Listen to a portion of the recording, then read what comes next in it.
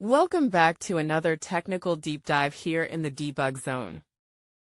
Today, we're tackling a big question and breaking it down with insights from other users.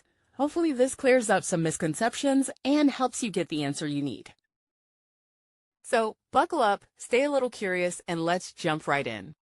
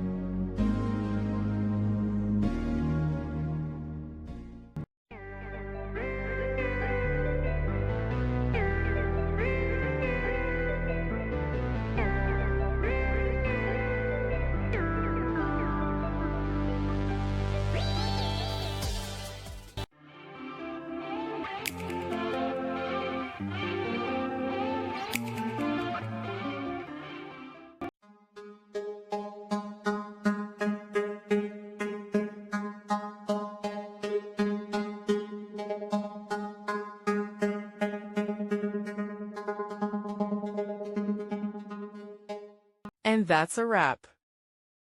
I hope you found the answer you were looking for. If you did, take a second to hit that subscribe button. It really helps out. And let me know in the comments which solution worked best for you. See you next time in the debug zone.